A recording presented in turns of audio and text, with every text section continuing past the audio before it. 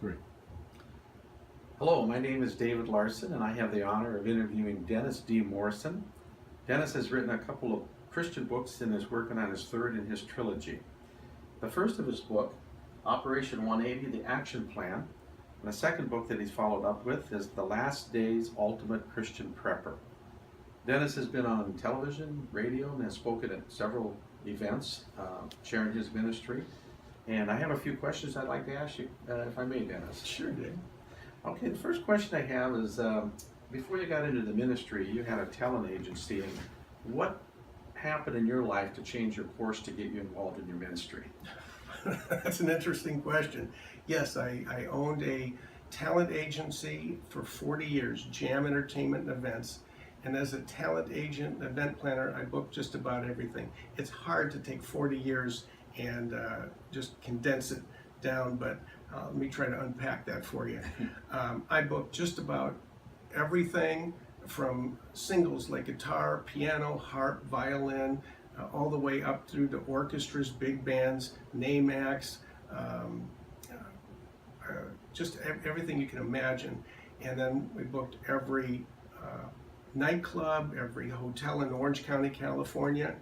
And oh gosh, I started the Crazy Horse Steakhouse when it was just a slab on the ground, and we did all their country western entertainment. And I was director of entertainment for Black Angus for the Southern Division. So between me and the Northern agent, we booked everything from Alaska to San Diego to Kansas, and for months, for years, and it was great. And we did billionaire parties, millionaire parties, yacht parties.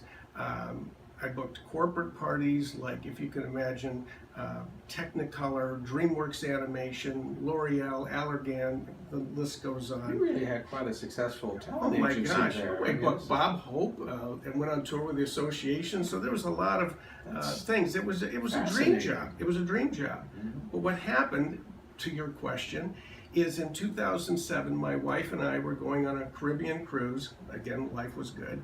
And but the Holy Spirit impressed upon me that I had to meet this guy that was about 20 people ahead of me, and I just couldn't get to him. So I thought I'll see him on ship. Well, I finally met him last day of the cruise, tapped him on the shoulder as he was walking really fast, and I said, just had to meet you. My name's Dennis. He says, my name's Maryland. And we're chatting along. My wife and his wife are talking, and all of a sudden he looks up to heaven, looks back at me. He says, when you go back to work, you're going to have problems. I laughed in his face because things were going great. And he goes, no. He says, the enemy wants to sift you like sand. And I'm thinking in my mind, if a prophet's wrong on even one point, you don't believe anything they say. So we exchanged cards and left. The day I left for my vacation, my office manager went into a restaurant, thought she was going to throw up, goes in the bathroom, says, I'm going to throw up here, I'm going to go home. Goes back to the restaurant, throws up. They take her to the hospital. She developed agoraphobia. I never saw her again. The day I get back from my trip, my personal secretary says, Dennis, I got to give you notice. I go, why? She goes, I'm getting married. I'm starting a health and fitness thing. And I'm going, oh my gosh, 2 key people gone the day I get back. What's that guy's number? And my agents are starting to leave. So here I am training and hiring and training. And it's like a revolving door. So I'm on the phone with this guy sometimes every day. But every week I'm on the phone with him 3 to 5 days a week. Mm-hmm. And then 2011, my wife and I decided to go back to Florida to visit him and his wife. And when I get there, jokingly, because I'm on the phone with him all the time, I said, do you have anything from the Lord for me? He goes, actually, I do. You have a ministry in you. I go, what is it? He goes, it's in you. It's got to come out. Well, I went home and I'm writing like a champ. And he tells me, he says, Jam has to go away. And he says, and the ministry will open up. And I'm home a few months, and a guy down the block comes over. He says, I need prayer. So we sat outside, just prayed. And when we finished, we're talking, and all of a sudden he looks up to heaven. He goes, you connect people for a living. He says, you're going to do that in the ministry. And I'm going, so then I got the job here from the ministry from that minute Maryland told me. Then I had the confirmation. And now I'm writing like a champ. And so I start writing Operation 180, the action plan. God's telling me to awaken the church to all the problems and enemies they have. strengthen the church and prepare the church for these end times, and then to connect the church. And so that's my book, Operation 180, the action plan. As I finished that, then the Lord had me write Last Day's Ultimate Christian Prepper.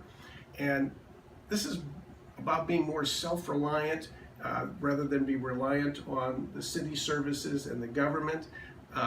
This is where we are to be more prepared spiritually and physically for the last days, and how we can pray more effectively and powerfully.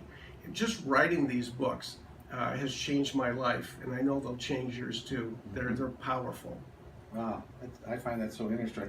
I find it interesting too how when God wanted to change and move you on to something else, how He shut the doors. And you look back now and you have insight and you realize that your business, when people leave and things going, when God calls you to be in ministry, He wants to remove all these other distractions from your life and let you focus on your writing and your ministry. And I think it's a real sign that God's leading you in your ministry and the work that you have. I have to tell you, I mean, I sold it at a great loss, and I sold my office as well, great loss. But I have perfect peace. I know that God's going to open up this, and it's going to be a very powerful ministry. Oh, that's amazing. Well, that sort of leads me into a few questions I might have for you, if you could answer the first one I have. I'm curious about the hourglass that you have on both of your books. Can you sort of give me a little insight to that? Sure. Let's cut.